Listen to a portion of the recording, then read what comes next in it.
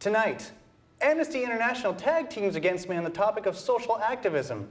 Amnesty or apathy, you be the judge. This is Puc-Cast.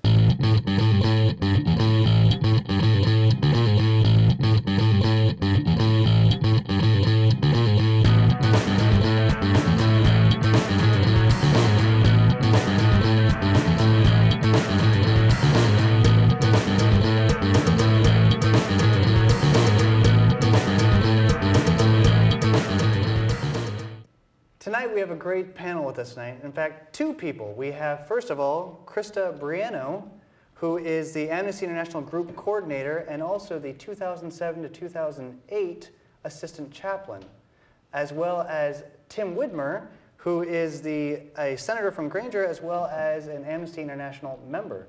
Thank you both for being on the show today. Yeah. No problem, Zach. Now let's start with the topic of what is social activism? I mean, granted, not too many people recognize that term. What does it mean? Well, I was just going to let you start. Go ahead, Tim. Well, to me, what social activism is just being involved in society around you and acting for a positive change. Now, that might always not come immediately, but it's the act of pushing for it and striving for it. And just being out there, getting your voice heard, and trying to make a difference. Okay. My view is pretty similar. It's just about being involved in current events, knowing what's going on in the world, but to actually be a social activist, you actually have to choose a side and fight for whatever you believe in, what side you choose. Okay. So wait, you mean like people on social activism can be on opposite sides of say the same topic? Because it seems to me like it's typically generally routed around one particular cause. I think we tend to view it as that way, okay. But I think it definitely could be viewed from both sides as being social activism. Okay. Now, like, what examples do you have of social activism? Well, I mean, just as starting with like the green movement, that I believe is a form of social activism because you're fighting for your world and you're fighting to save your world, and you've chosen to be on the side that global warming is real, and so you're going to move green because you want to stop it and prevent it.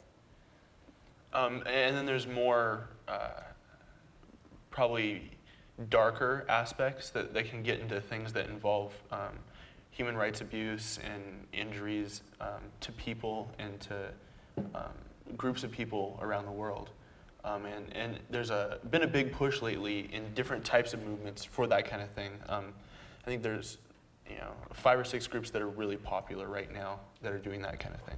Such as? The Invisible Children movement, which is trying to stop the children warfare and the civil war that's being used in Uganda, the Darfur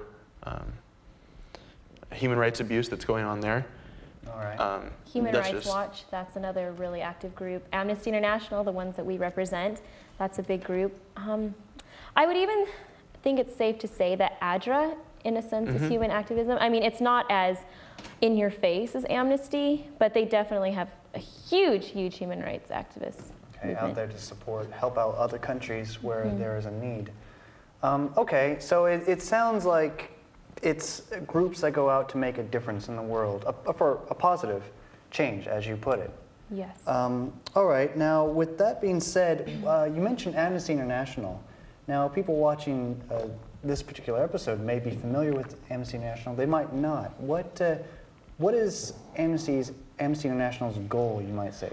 Amnesty International was actually started with the sole purpose of freeing prisoners of conscience, so people that had spoken out for what they believed in, but then had been imprisoned for that. And it grew to expand. It expanded on that to include abuses against women, abuses against children, the death penalty. So it's all about human rights and preserving human rights. And so Amnesty International, it's nonpartisan. It doesn't claim any party. It is solely there to alert the world of what kind of human rights abuses are going on, and to be kind of like a nagging, like an international group of naggers that just let people know that we know what's going on and that you can't get away with it. Okay. Well, let me ask this follow-up question. What What purpose does international service hope to accomplish? Just to make a change, no matter how small it is. In Amnesty International in particular, we write letters on a regular basis with our urgent action. When we write them on a regular basis to our senators, to the spokespeople for our state in particular, trying to get them active. Because once we get them active, then it can move on to the next step. We're responsible for getting the people who represent us to move it to the next level. But how effective is that? Very, on some levels. It really is very effective. For instance, there is, like you mentioned earlier, the crisis in Darfur, where just hundreds of thousands of people are being killed and displaced. Well, what Amnesty did is they just started this huge, massive letter writing campaign to try and get UN peacekeeping forces sent there. And it had been really opposed for months, almost years, and finally, just because of so much letter writing, so much pressure that people were putting on their government, the UN finally made an ultimate decision that they were going to send 17,000 peacekeeping troops to Darfur. And that is one of Amnesty's biggest successes, most recently. Have you ever thought of like painting pictures to send to these senators and stuff? I mean, a picture's worth 1,000 words. I mean, you could get like 1,000 letters and put them in one picture It's actually been done. Not by Amnesty International, but by the Invisible Children. One of the things they do at each of their different demonstrations, they have all of the people that attend create a form of artwork. And then the artwork is compiled into a book and sent to the senators. Oh, well, there goes one of my ideas. All right, idea stolen. It's noted. All right, now let's say it sounds like a lot of money and support is going overseas. And why do we Americans need to help citizens of the world over, say, citizens of America? Let me clarify that a bit more. Why? There seems to be a really big push for helping people outside of America. Is there anything being done really to help those inside our borders? Well, there definitely is. I mean, Krista mentioned Amnesty stand against the death penalty. And we take stands on things like that are domestic issues and things that are issues here in America. Gun control. Gun control. Issues like that. I think the reason why there seems to be more of an emphasis, or at least why it seems like there's more of an emphasis, is because that's where the big tragedies are that hit the news. Things like Darfur, where you have just thousands and thousands and thousands of people, compared to maybe the lesser amount here in America that we tend to not focus on as much. It doesn't mean that it isn't as important. But I think people tend to look at it in an order of how bad things are.